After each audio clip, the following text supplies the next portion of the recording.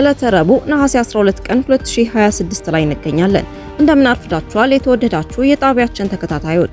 ከኤሪሳ ሳተላይት ቴሌቪዥን ለዕለቱ የተመራረጡ የረፋድ ዜናዎችን ወደ እናንተ ማድረስ እንጀምራለን። እንድትከታተሉን በአክብሮት እንጋብዛለን። በቅድሚያ አርዕስተ ዜና።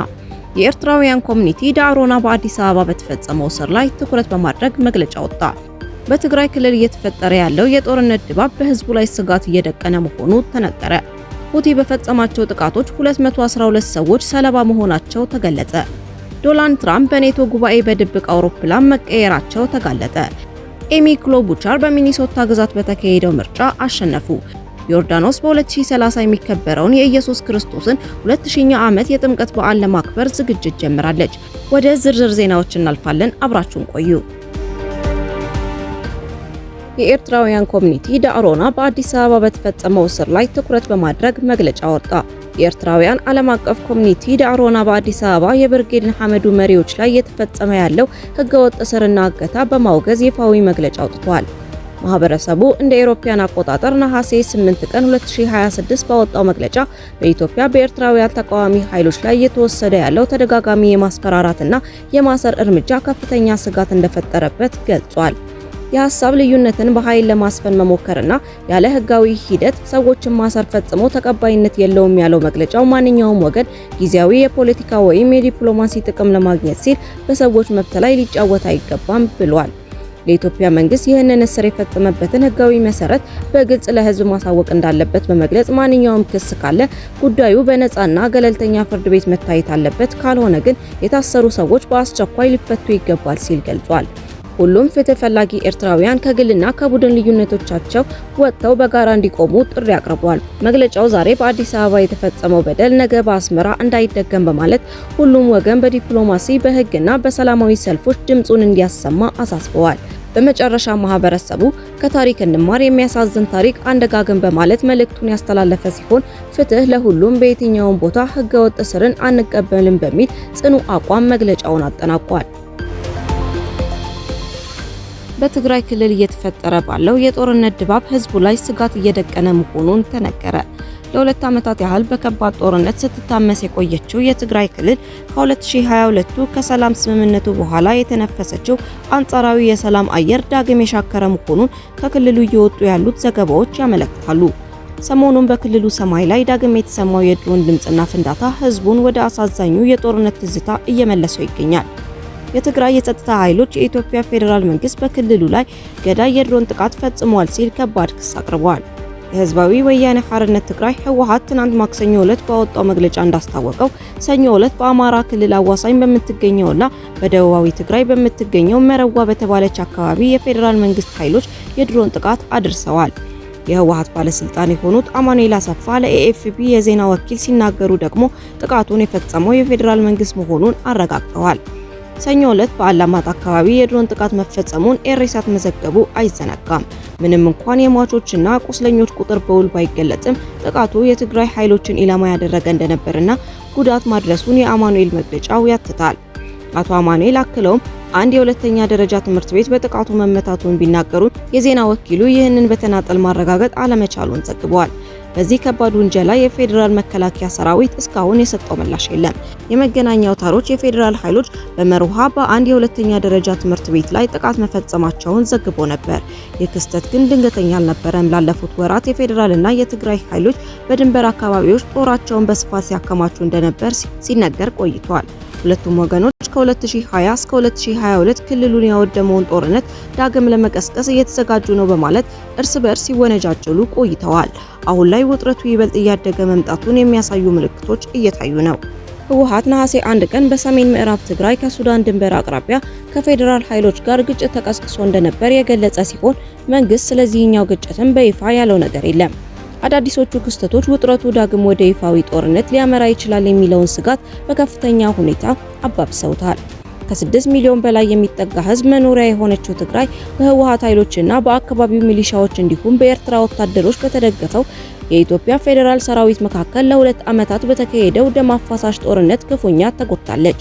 የአፍሪካ ህብረት ግምት እንደሚያሳየው በዚህ ጦርነት ቢያንስ 600,000 ሰዎች ህይወታቸውን ያጡ ሲሆን ይህ አሃዝ ግጭቱን በቅርብ 10 ዓመታት ውስጥ ከአፍሪካ እጅግ አውዳሚ ጦርነቶች ተርታ ያሰልፈዋል።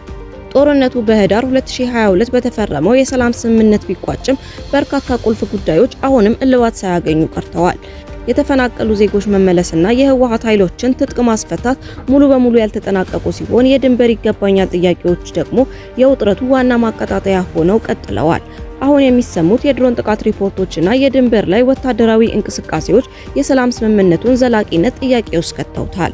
ዓመታትን የፈጀ ጦርነት፣ መፈናቀልና ሰብአዊ ቀውስ ላሳለፈው ንጹህ ዜጋ ይህ አዲስ ውጥረት በኢትዮጵያ ታሪክ እጅግ አውዳሚ ከነበረው ጦርነት የተረፈውን ጠባሳ ዳግም እንዳያመረቅዝና ቀጠናውን ወደ አዲስ የጦርነት አዙሪት እንዳይከተው ከፍተኛ ስጋት ፈጥሯል። በትግራይ ክልልና በአዲስ አበባና በሌሎች ቦታዎች እየተደረጉ ያሉት አፈሳና ወታደራዊ ምልመላ አገሪቱን ወደ ጦርነት እየገባች መሆኗን የሚጠቁሙ መረጃ መሆኑን በመጥቀስ በህዝቡ ዘንድም ትልቅ ስጋት ደቅኖ እንደሚገኝ ዘገባዎች ያስረዳሉ። ሁቲ በፈጸማቸው ጥቃቶች 212 ሰዎች ሰለባ መሆናቸው ተገለጸ። የየመን ሁቲ ቡድን ከነሐሴ 6 እስከ ነሐሴ 10 ቀን በተለያዩ አውራጃዎች በፈጸማቸው ጥቃቶች 36 ሰዎች ሲሞቱ 176 ሰዎች ደግሞ መቁሰላቸውን የየመን የህዝብ ጤናና ህዝብ ሚኒስቴር ነሐሴ 11 ቀን አስታውቋል። በሚኒስቴሩ የአስቸኳይ ኦፕሬሽን ማዕከል በተሰራጨው ሪፖርት መሰረት ከፍተኛውን የጉዳት መጠን በማሪብ ግዛት መመዝገቡን ተገልጿል። በነሐሴ 7 ቀን ብቻ በማሪብ ከተማ በተፈጸመው ጥቃት 37 ሰዎች ሰለባ ሆነዋል። ከነዚህም ውስጥ 7 ሰዎች ሲሞቱ 30 ሰዎች ደግሞ ቆስለዋል። በማግስቱ በተፈጸመ ሌላ ጥቃት ደግሞ 8 ሰዎች ቆስለዋል። በተጨማሪም በሁደይዳ፣ ታይዝና ሻቡ አካባቢዎች ጉዳት መመዝገቡ ተገልጿል። ሚኒስቴሩ ጦርነቱ ሀድራማውት፣ ሻቡዋ፣ አልዳሊያና ታይዝን ጨምሮ ወደ ሌሎች ግንባሮችና አካባቢዎች መስፋፋቱን ገልጸዋል። በተጨማሪም በነሐሴ 10 ቀን ሁቲ በሞካ ከተማና ወደብ ላይ ባሊስቲክ ሚሳኤሎችንና ሰው አልባ አውሮፕላኖችን ያካተተ ሰፊ ጥቃት መፈጸሙንና የአየር መከላከያ ስርዓቱ በርካታ ፕሮጀክታይሎችን ማክሸፉን ሪፖርቶች ያመለክታሉ። ዶናልድ ትራምፕ በኔቶ ጉባኤ በድብቅ አውሮፕላን መቀየራቸው ተጋለጠ። ባለፈው ወር በአንካራ ቱርክ የተካሄደው የኔቶ ጉባኤ ሲጠናቀቅ የአሜሪካው ፕሬዝዳንት ዶናልድ ትራምፕ ኤርፎርስ ዋን ከተሰኘው ይፋዊ ፕሬዝዳንታዊ አውሮፕላን በአውሮፕላን ማረፊያ የምግብ አቅራቢ የጭነት መኪና በመታገዝ በድብቅ ወርደው ወደ ሌላ አውሮፕላን መቀየራቸው ተጋለጠ።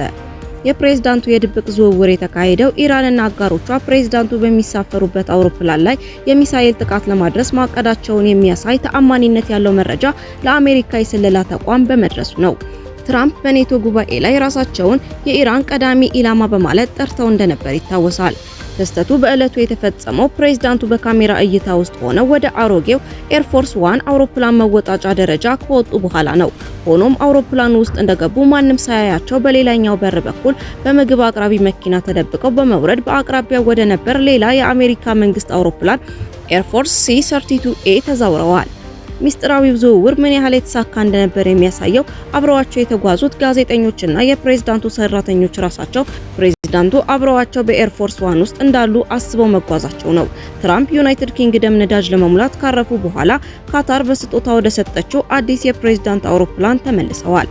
ማክሰኞ ዕለት ስለ ሁኔታው የተጠየቁት ትራምፕ ውሳኔው የጦር ኃይሉና የሚስጥር ጥበቃው ነው፣ በእኔ ላይ ብዙ ዛቻዎች ይደርሳሉ በማለት የተፈጠረውን አስገራሚ ክስተት አረጋግጠዋል። ኤሚ ክሎቡቻር በሚኒሶታ ግዛት በተካሄደው ምርጫ አሸነፉ። በሚኒሶታ ግዛት በተካሄደው ወሳኝ የቅድመ ምርጫ ኤሚ ክሎቡቻር የዲሞክራቲክ ገበሬ የሰራተኞች ፓርቲን ወክለው ለግዛቲቱ አስተዳዳሪነት የተካሄደውን ውድድር ማሸነፋቸው ተረጋገጠ። የአሁኑ አስተዳዳሪ ቲም ዋልዝ ለሶስተኛ የስልጣን ዘመን ላለመወዳደር መወሰናቸውንና የዩናይትድ ስቴትስ ሴኔተር ቲና ስሚዝ በጡረታ መገለላቸውን ተከትሎ ክፍት ለሆኑ ወንበሮች በህዳር ወር ለሚካሄደው አጠቃላይ ምርጫ ሪፐብሊካኖችና ዲሞክራቶች እጩዎቻቸውን ለመለየት ከፍተኛ ፉክክር አድርገዋል። በዚህም የ66 ዓመቷ ክሎቡቻር የዲሞክራቲክ ፓርቲን ውድድር ማሸነፋቸውን አሶሺየትድ ፕሬስ ትናንት ምሽት 2 ሰዓት ተኩል ላይ በይፋ አውጇል። የዜና ወኪሉ ይህን ያለው ቀድሞ አሸናፊውን ማሳወቅ የቻለው የድምጽ ቆጠራ ውጤቶችና ሌሎች ተያያዥ መረጃዎችን በጥልቀት በመተንተን እንደሆነ ተገልጿል። የአሶሺየትድ ፕሬስ የትንታኔና የውሳኔ አርታኢዎች መረጃዎቹን በመመርመር ከኋላ የሚከተሉ ሌሎች እጩዎች በምንም ተአምር መሪውን ሊቀለብሱና ሊደርሱባቸው እንደማይችሉ ሙሉ እምነት ሲኖራቸው የውድድሩን አሸናፊ ይፋ ያደርጋሉ። የዕለቱ የቅድመ ምርጫ በቅድሚያ ድምጽ አሰጣጥ ታሪክ አዲስ ክብረ ወሰን ያስመዘገበ ሲሆን የዲሞክራቲክ ፓርቲ የወደፊት አቅጣጫና እጣ ፈንታ በሴኔት ምርጫው የሚወሰን ይሆናል። በሌላ በኩል የሪፐብሊካን አስተዳዳሪነት ቅድመ ምርጫ ደግሞ የፕሬዝዳንት ዶናልድ ትራምፕ አስተዳደር በህዝቡ ዘንድ ያለው ድጋፍ፣ ተሰሚነትና የፖለቲካ ኃይል የሚፈተንበት ወሳኝ አጋጣሚ ሆኗል። ከዚህ በተጨማሪም ለዩናይትድ ስቴትስ የተወካዮች ምክር ቤት፣ ለግዛቲቱ ምክር ቤትና ለሄኔፒን ካውንቲ አቃቤ ሕግ ከፍተኛ ፉክክር የታየባቸው የቅድመ ምርጫ ውድድሮች በዕለቱ ተካሂደዋል። የዘንድሮ የአጋማሽ ዘመን ምርጫ መራጮችን በከፍተኛ ሁኔታ ያነቃቃ መሆኑም ተስተውሏል። በመጨረሻም ዮርዳኖስ በ2030 የሚከበረውን የኢየሱስ ክርስቶስን 2000ኛ ዓመት የጥምቀት በዓል ለማክበር ዝግጅት ጀምራለች። ሀገሪቱ በዓሉን ከሚያዘጋጀው ብሔራዊ ኮሚቴ ጋር በበዓሉ አከባበር እቅድ ላይ ስብሰባ ማድረጓ ታውቋል። መርሃ ግብሩ በዮርዳኖስ ወንዝ በሚገኘው ቢታንያ ማዶ በዮርዳኖስ ወይም አልማግታስ ተብሎ በሚጠራው የኢየሱስ ክርስቶስ የጥምቀት ቦታ ላይ ያተኮረ ይሆናል። ዮርዳኖስ የ2030 አከባበር በርካታ ክርስቲያኖችን፣ የቤተ ክርስቲያን መሪዎችንና ምዕመናንን ወደ አገሪቱ በመሳብ ትልቅ ዓለም አቀፋዊ ክርስቲያናዊ በዓል እንዲሆን ትጠብቃለች። ዮሐንስ መጥምቅ ኢየሱስን በ30 ዓመቱ ከክርስቶስ ልደት በኋላ በ30 ዓመተ ምህረት አካባቢ በዮርዳኖስ ወንዝ አጥምቆታል። ጥምቀት በክርስትና ውስጥ በጣም አስፈላጊ ከሆኑ ክስተቶች አንዱ ሲሆን ጌታችን ኢየሱስ አገልግሎቱን በይፋ እንዲጀምር በር የከፈተ ክስተት ነበር። በዮርዳኖስ የሚገኘው የጥምቀት ቦታ በዩኔስኮ የዓለም ቅርስ ሆኖ የተመዘገበ ሲሆን ከተለያዩ ሀገራት የሚመጡ ምዕመናንም በየዓመቱ ይጎበኙታል። የዮርዳኖስ ባለስልጣናት ከአብያተ ክርስቲያናት፣ ከሃይማኖታዊ ተቋማትና ከሌሎች ድርጅቶች ጋር በመተባበር ከ2030 አከባበር በፊት ሃይማኖታዊ ስነ ስርዓቶችን፣ ባህላዊ ዝግጅቶችንና ለጎብኚዎች የሚሆኑ መገልገያዎችን ለማዘጋጀት በዝግጅት ላይ እንደሚገኙ ተገልጿል። የተወደዳችሁ የኤሪሳት ተከታታዮች ለዛሬ የተሰናዱ የረፋድ ዜናና መረጃዎቻችንን በዚሁ ፈጽመናል። በቀጣይ በሌላ የዜና ጥንቅር እስከምንገናኝ መልካሙን ሁሉ ተመኘን። ሰላም።